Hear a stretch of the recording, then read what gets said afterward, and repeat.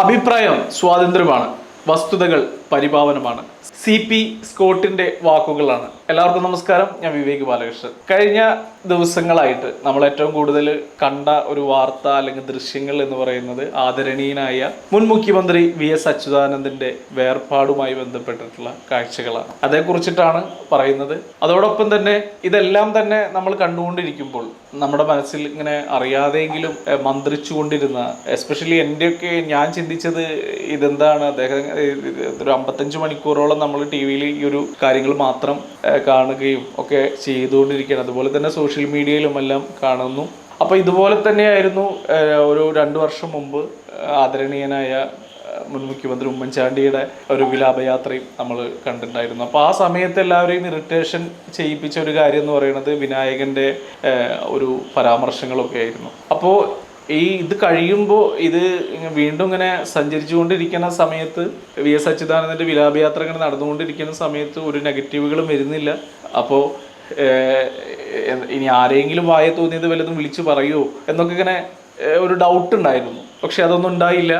കാരണം അപ്പം അതിൽ നിന്ന് മനസ്സിലായത് തന്നെ ഒരു അന്തംഗമ്മികളായിട്ടുള്ള ആളുകളാണ് കേരളത്തിൽ ഏറ്റവും ബോറായ രീതിയിൽ ചിന്തിക്കുന്നത് എന്നുള്ളൊരു കാര്യം കൂടി മനസ്സിലാക്കി. കാരണം VS അച്യുതാനന്ദൻ്റെ വിലാപയാത്രയിൽ ഒരു വിധത്തിലുള്ള നമ്മൾ മോശം പാർട്ടിക്കാരെന്ന് പറയുന്ന ആളുകൾ പോലും അദ്ദേഹത്തെ ഒരു പൊതുസമൂഹത്തിൻ്റെ മുന്നിൽ വന്ന് മോശമാക്കി ചിത്രീകരിക്കാൻ ശ്രമിച്ചില്ല എന്നുള്ളതാണ്. അതൊരു വലിയൊരു കാര്യമാണ് കേരളത്തിൽ ഉള്ളത്. കാരണം എന്തും വായ തോന്നിയത് വിളിച്ചു പറയാൻ പറ്റുന്ന ഒരു സ്ഥലം കൂടിയാണല്ലോ കേരളം. അപ്പോൾ വിനായകനെ പോലെയുള്ള ആളുകൾ അത്തരം കാര്യങ്ങളൊക്കെ പറയുന്ന സമയത്ത് ഇത് വീണ്ടും ഇങ്ങനത്തെ ഒരു കാര്യം വരും എന്നുള്ളൊരു, അങ്ങനെ വരല്ലേ എന്നാണ് നമ്മുടെ പ്രാർത്ഥനയെങ്കിൽ അങ്ങനെ വരുമോ എന്നുള്ളൊരു കാത്തിരിപ്പും കൂടി ഈ ഒരു ഇതിനകത്ത് ഉണ്ടായിരുന്നു. പക്ഷെ അതുണ്ടായില്ല എന്നുള്ളതാണ് ഏറ്റവും വലിയ കാര്യമായി നിൽക്കുന്നത്. അപ്പോൾ കുറച്ചു മണിക്കൂറുകൾ മുമ്പ് വിനായകൻ എല്ലാവരും ചത്തു എന്ന് പറഞ്ഞിട്ടുള്ള ഒരു പോസ്റ്റ് ഇറക്കിയിട്ടുണ്ട്. ഒരു നായയുമായി കൂടെ നിർത്തിയിട്ടാണ് വിനായകൻ ആ ഒരു VS-ഉം ചത്തു, എൻ്റെ അച്ഛനും ചത്തു എന്നൊക്കെ പറഞ്ഞിട്ട് ഇപ്പോൾ ഒരു പോസ്റ്റ് ഇട്ടിട്ടുണ്ട്. അതെല്ലാവരും വിനായകനെ ഇങ്ങനെ അന്നത്തെ കാര്യത്തെ ചൊല്ലി വിമർശനം നടത്തിയത് കൊണ്ട് ഇട്ടതായിരിക്കണം. എന്തായാലും അതെന്തോ ആവട്ടെ.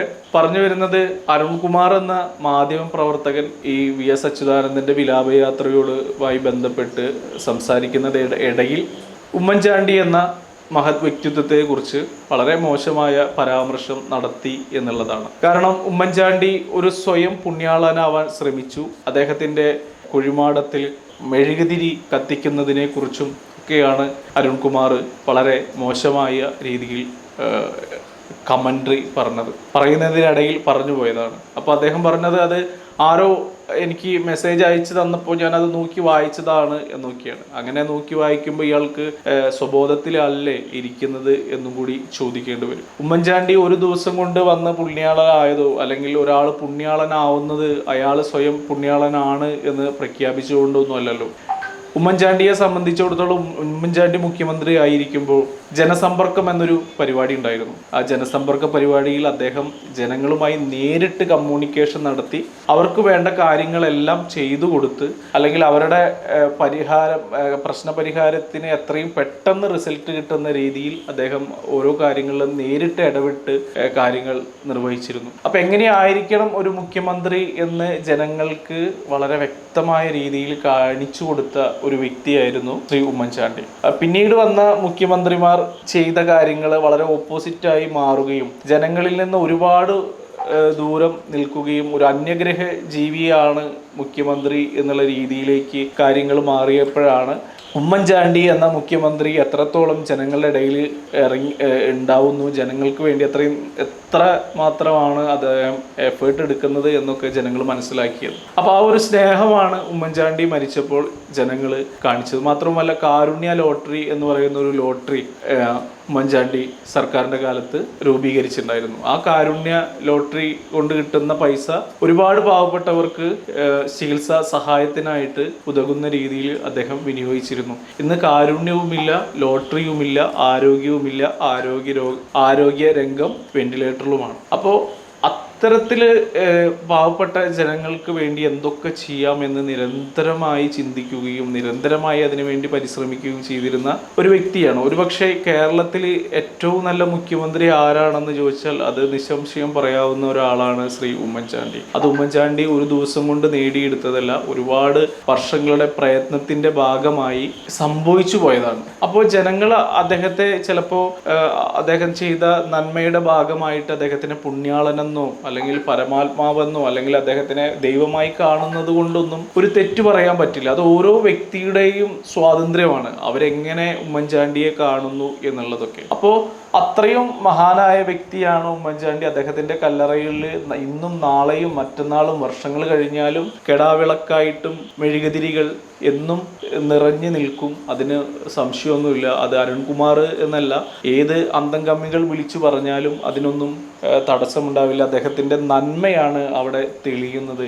അത് ദൈവവിശ്വാസമുള്ള ആളുകൾക്ക് അദ്ദേഹത്തിനെ ദൈവമായി കാണാനുള്ള സ്വാതന്ത്ര്യമുണ്ട്. ഈ വി.എസ്. അച്യുതാനന്ദന്റെ വിലാപയാത്ര ഇത്രയും മനോഹരമായി പോകുന്നതിൻ്റെ ഇടയിൽ ഭാഷാണത്തിൽ കൃമി എന്ന രീതിയിലാണ് ഈ അരുൺകുമാർ ഇതുപോലെ പറഞ്ഞു വെക്കുന്നത്. അരുൺകുമാറിന്റെ ഈ ഇത്രയും വളരെ മോശമായ ഒരു പ്രയോഗം വരുന്നത് അദ്ദേഹത്തിന് രാഷ്ട്രീയമായിട്ടുള്ള കാഴ്ചപ്പാടുകളുടെ അദ്ദേഹം കാണുന്ന കാഴ്ചകളുടെ വ്യത്യാസമാണ്. അദ്ദേഹം എപ്പോഴും മാധ്യമ പ്രവർത്തനം എന്നുള്ള രീതിയിലല്ല കാര്യങ്ങളെ കാണുന്നത്. എപ്പോഴും ഒരു രാഷ്ട്രീയക്കാരന്റെ കണ്ണോടുകൂടിയാണ് പല കാര്യങ്ങളെയും വീക്ഷിക്കുന്നതും പല കാര്യങ്ങൾ എടുക്കുന്ന അദ്ദേഹത്തിന്റെ പല നിലപാടുകളും പല സംസാരങ്ങളും ഒക്കെ തന്നെ വാർത്തകൾ വായിക്കുമ്പോൾ തന്നെ വളരെ വ്യക്തമാണ്. അദ്ദേഹം ഒരു ഭാഗത്ത് നിന്ന് മാത്രമാണ് കാര്യങ്ങളെ നോക്കിക്കാണുന്നത്. ഇവിടെ ഇദ്ദേഹം ജോലി ചെയ്യുന്ന അരുൺകുമാർ എന്ന് പറയുന്ന മൊട്ട ജോലി ചെയ്യുന്ന മാധ്യമ സ്ഥാപനത്തിൽ മുമ്പ്